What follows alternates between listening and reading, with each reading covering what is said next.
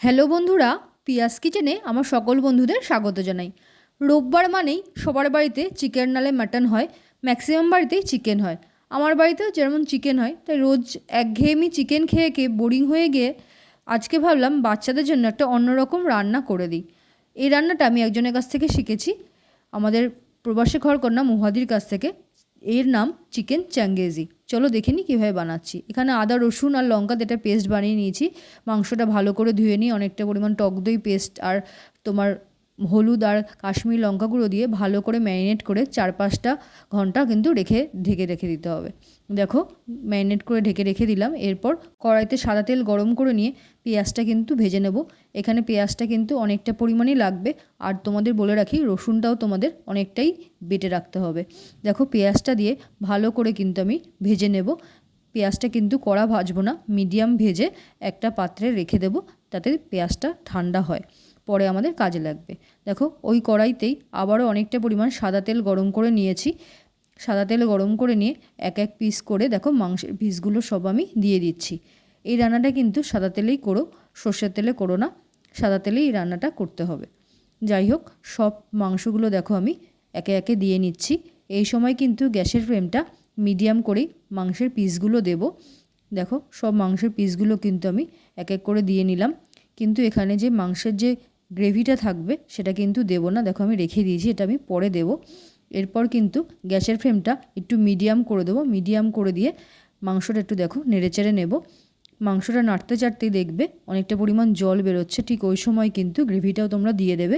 গ্রেভিটা দিয়ে গ্যাসের ফ্লেমটা আর মিডিয়াম রাখবো না, হাই রেখে দিয়ে একদম ভালো করে কিন্তু নেড়েচেড়ে নেব, মানে কষিয়ে নেব। ভালো করে কষিয়ে নিতে নিতেই দেখো আমি এখানে আন্দাজ অনুযায়ী কিন্তু তোমাদের নুন দিয়ে দিলাম। ম্যারিনেশনের সময় কিন্তু নুনটা দিয়ে নিই, ম্যারিনেশনটা নুন ছাড়াই করেছিলাম। দেখো ভালো করে নুনটা দিয়ে কিন্তু মিশিয়ে নিচ্ছি যতক্ষণ না ওই কাঁচা গন্ধগুলো চলে যায়। মাংসটা ওখানে হোক। এরপর কিন্তু আমি যে পেঁয়াজটা ভেজে রেখেছিলাম ওইটা মিক্সির মধ্যে নিয়ে নিলাম, আর নিলাম বেশ অনেকটা পরিমাণ কাজু বাদাম আর পেঁয়াজটা দিয়ে ভালো করে কিন্তু একটা পেস্ট বানিয়ে নেব। দেখো মাংসটা কিন্তু জলটা পুরো শুকিয়ে গেছে, ওই সময় কিন্তু পেস্টটা পুরো দিয়ে দেব। পেস্টটা দিয়ে কিন্তু ভালো করে মিশিয়ে নেব। দেখো পেস্টটা দিয়ে ভালো করে মিশিয়ে নিচ্ছি। এরপর আর বাদবাকি যে পেস্টটা ছিল সবটাও দিয়ে নিলাম, আর দিলাম অল্প পরিমাণ মিক্সি ধোয়া জল।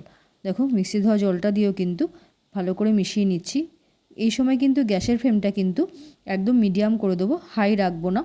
দেখো যতক্ষণ না অবধি কাজু বাদামের একটা কাঁচা গন্ধ যায় ততক্ষণ অবধি কিন্তু মাংসটা এরকম গ্যাসের ফ্লেমটা মিডিয়াম রেখেই কষিয়ে যেতে হবে। দেখো অনেকক্ষণ সময় ধরেই কিন্তু একটু কষাতে হবে। দেখো অনেকক্ষণ সময় ধরেই আমি কষিয়ে নিচ্ছি।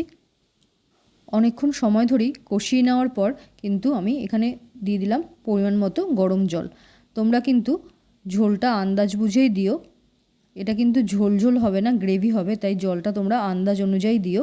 দেখো জলটা দিয়ে ভালো করে কিন্তু আমি মিশিয়ে নিচ্ছি। এই সময় কিন্তু গ্যাসের ফ্লেমটা আবার হাই করে দেবো, হাই করে কিছুক্ষণ একটা ঢাকনা দিয়ে ঢেকে ফুটিয়ে নেব। দেখো ভালো করে ফুটে উঠেছে। এরপর আমি কিন্তু এখানে অল্প একটু মিষ্টি দিলাম। তোমরা বলবে মাংসে মিষ্টি, তবে হ্যাঁ এই রান্নাতে একটু মিষ্টি যায়। অল্প পরিমাণে একটু মিষ্টি দিয়ে ওপর থেকে অনেকটা পরিমাণ কাসুরি মেথি হাতে গুঁড়ো করে নিয়ে দিয়ে দিলাম। কাসুরি মেথি দিয়ে ভালো করে একটু ফুটিয়ে নেব। দেখো ভালো করে ফুটিয়ে নিচ্ছি। ফুটিয়ে নিয়ে কিন্তু ওপর থেকে আমি 2টো কাঁচা লঙ্কা দিয়ে দিলাম। কাঁচা লঙ্কা দিয়ে আবার একটু ফুটিয়ে নিলাম। দেখো কাঁচা লঙ্কা দিয়ে ফুটিয়ে নেওয়ার পর বেশ আমি কিন্তু অনেকটা পরিমাণ কিন্তু এখানে বাটার দিয়েছি। তোমাদের কাছে ফ্রেশ ক্রিম থাকলে তোমরা ফ্রেশ ক্রিম দিতে পারো, আমার কাছে ছিল না, আমি বাটারই দিয়েছি, তবে খেতে মন্দ হয়নি। বাটার দিয়ে কিন্তু আর ফোটাবো না, গ্যাসের ফ্লেমটা বন্ধ করে দেবো। ব্যাস রেডি হয়ে গেল তোমাদের চিকেন চাঙ্গেজি। এইভাবে একবার চিকেন করে খেয়ে দেখো, আশা করি ভালো লাগবে। তবে এই রান্নাটা পরোটা বা রুটির সঙ্গেই ভালো লাগে। আমি রাতে ডিনারে করেছিলাম, তোমরা রাতে ডিনারে করতে পারো, আশা করি ভালো লাগবে। ভিডিওটি শেষ পর্যন্ত দেখার জন্য সকলকে আমার অসংখ্য ধন্যবাদ। ভিডিওটি ভালো লাগলে একটা লাইক, শেয়ার আর কমেন্ট করো, আর চ্যানেলটা সাবস্ক্রাইব করে পাশে থেকো। খুব তাড়াতাড়ি দেখা হবে রান্নার অন্য একটা ভিডিও নিয়ে।